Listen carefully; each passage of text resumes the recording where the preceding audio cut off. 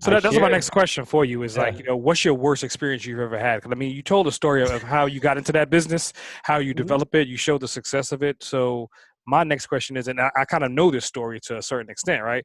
Yeah. What was the worst experience? Like, what was the negative side effect of this? So the best of my worst experience. The best of it was it gained popularity. The worst of it was I told the wrong person.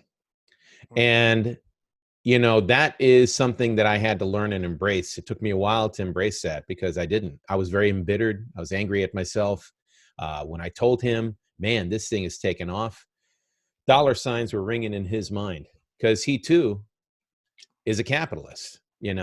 And I probably would have done the same thing. But anyway, regardless, we started doing more videos. And then as we did more videos, it grew in popularity. So his site was gaining traction because I was gaining traction. It was a synergistic thing that worked together. Mhm. And that combination was incredible. I Competition. built my website, did really well with it. He was doing great with the videos. But the unfortunate part of that was when I told him what I told him, again, those eyes of greed, man, it was just triggered right then. But of course, I didn't know this. I had no idea what was going to be coming. And through So that hold up, time, was he a yeah, business partner of yours? no, he wasn't. What he was a videographer. His partner left. The the the the video company, I'm not going to reveal names, but his partner left. And what happened was I didn't realize until later why he left. That was part of the reason why. And it was because I don't know if I was that main trigger or not. I probably could have been. That he just couldn't take that anymore. So he took over. The greedy guy. He took over. But he was an editor. He was a filmographer and an editor. He was great. Oh my God, the guy was incredibly talented. So I couldn't knock him for that at all. Thing was, is that now I contacted him, still unaware of what his plan was. And I said, look, I know we're using this one knife guy who's wielding the product, but I've been really trying to get in touch with this other dude. And for the last year and a half, I finally found out how to contact him. And I sent him some knives, and I sent my knives to this guy. He was just within an hour, he contacted me after he received it. And, he's flipping around the knife, doing his, dance with the knife. And he said, man, this thing is incredible. When can we do some videos? I said, I'll hook you up with him right now. Now, of course, he lived in Toronto, Canada. The other guy lived in border, right on the border of New York and Canada. So he was only about a 4-hour drive. He drove out there. They both hooked up. They did a series of 4 videos for me. It was done. Dude, I went from 0 to over $1 million in gross sales within less than 3 years. But, going back to where things failed, where it started to fail was I got too open about what I was making. Now he wanted a piece of the action. The other guy that was wielding the product, Who's he he? You didn't talking care. about the Doug videographer? Marcaida. I'm talking about Doug Marcaida, the Okay. knife guy, the Okay. guy who was wielding the product. Got you. And so what happened, and I'll tell you more about Doug later, unless some of you people already know the name Doug Marcaida, you probably know, and I'll tell you who he is. But through the videos that I was paying for, and I paid for everything. Mind you, I was paying for everything. Neither the filmography company that was doing all the videos, a tactical company, nor Doug, nobody put any skin in the game, except they just did some videos. Literally a handful of videos that took a day and a half of work to do. The rest of it made its money on its own because of reoccurring playing on YouTube, people watching it and then going to my website and buying my product.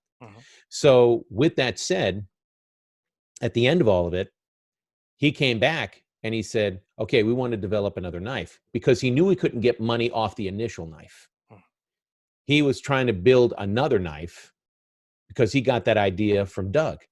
Doug says, I want to take the same handle, but I want to create a different shaped knife. Can you design something like this? And he took some pictures and combined it. And so I designed the knife for him and submitted it to Fox. I co-designed it with Fox. We did it together. And I did everything to millimetric spec, presented it to Doug. Doug said, okay, that's great. Could you do something just a tad bit different on this? And I made a certain different cut on a particular part of the knife. I did what he asked, redesigned it, submitted it to Fox. Fox came back with the actual prototype, sent me the prototype, sent him the prototype. We fell in love initially with it. He was happy with it. So was I. Great.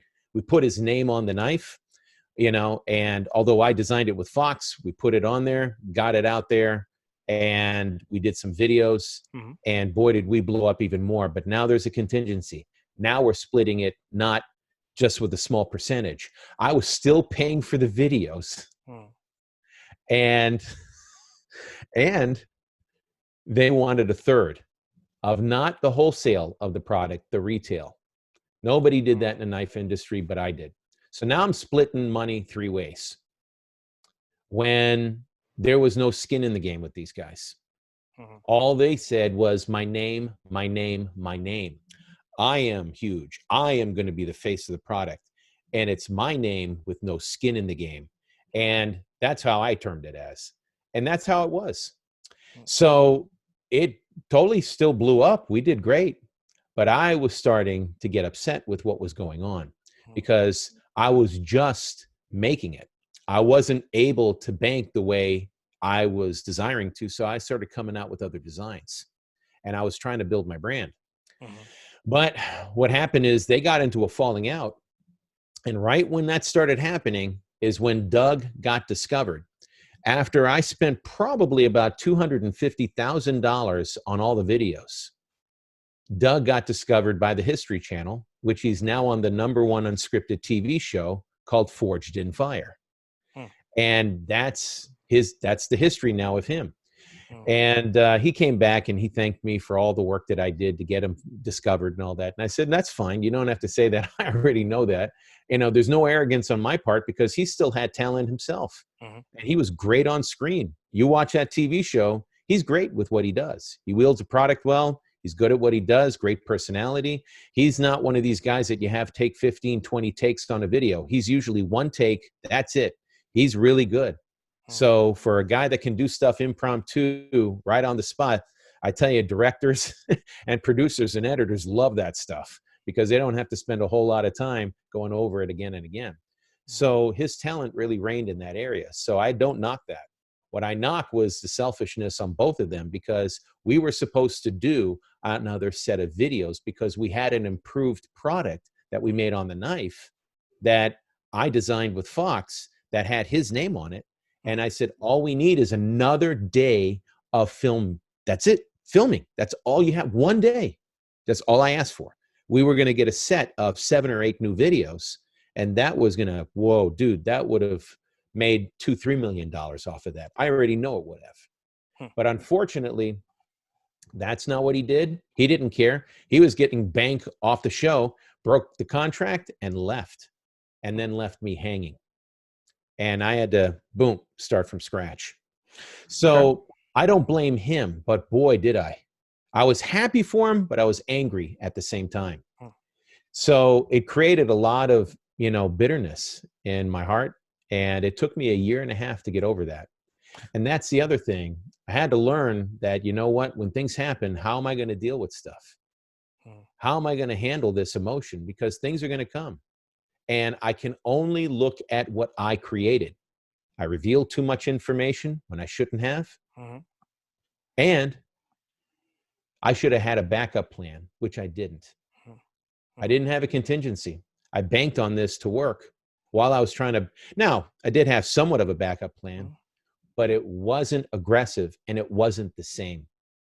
And so my business, although it's doing okay, it's not where it was before.